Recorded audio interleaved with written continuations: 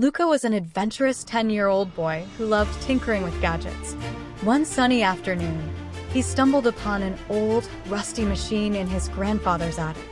With a bright blue button and flashing lights, it looked too intriguing to resist. Ignoring the caution sign, Luca pressed the button. Suddenly, the room whirled with bright colors, and in the blink of an eye, Luca found himself in a dazzling, futuristic city. Towering buildings gleamed like mirrors, and the streets buzzed with drones and flying cars zipping through the air. Confused but fascinated, Luca stepped onto a floating platform. A cheerful drone with glowing eyes zipped toward him and said, "Welcome to Neo Sky City, 2123. Need help, kid?" Luca nodded eagerly, realizing he was hundreds of years into the future. The drone introduced itself as Zip, a navigation assistant. Luca explained how he got there. Zip chirped, "You must have activated a time jumper. Let's find a way to send you back." Zip led Luca through the busy city. They passed shops where robots served ice cream and parks where kids played virtual games with holograms.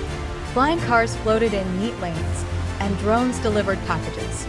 Luca was mesmerized but started feeling homesick. He asked, "Zip, how do I get home?" The little drone blinked and said, "We need the time matrix, but it's guarded in the sky tower." Luca and Zip zipped through the city in a small hoverpod. On the way, they encountered a group of mischievous drones trying to steal batteries. "Out of our way," shouted Zip, weaving through the chaos. Luca held tight, laughing nervously. Finally, they arrived at the towering sky tower, its top hidden in the clouds. Zip warned, "The Guardian drone won't let us in easily." As they entered the sky tower, a massive Guardian drone with glowing red eyes blocked their way. "State your purpose," it boomed. Thinking quickly, Luca said, "I need the time matrix to return home." The Guardian scanned him and replied, "Only those who pass the test of courage may proceed." A door slid open, revealing a series of challenges. Luca gulped but nodded bravely. The first challenge was a maze of laser beams. "Stay low and move fast," whispered Zip. Luca crawled and leaped, narrowly dodging the beams. The second test was solving a futuristic puzzle with glowing blocks. "Use logic and speed," encouraged Zip. With sweat dripping, Luca aligned the blocks perfectly. The final test was a leap of faith over a floating bridge. "Trust yourself," said Zip. Luca jumped and landed safely. After completing the challenges, Luca and Zip reached the time matrix, a glowing sphere floating in the air.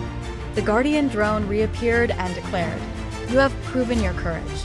The matrix is yours." Luca touched the sphere, and it started whirring. Suddenly, an image of his room appeared inside the sphere. "It's time to go home," exclaimed Zip. The time matrix activated, creating a swirling portal.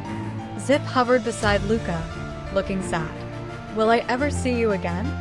Luca asked. Zip beeped. The future always holds surprises.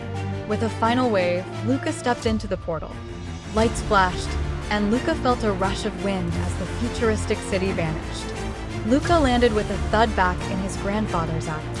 The machine was silent, as if nothing had happened. But in his hand was a small glowing chip, a gift from Zip. Luca smiled, knowing he'd always carry a piece of the future with him.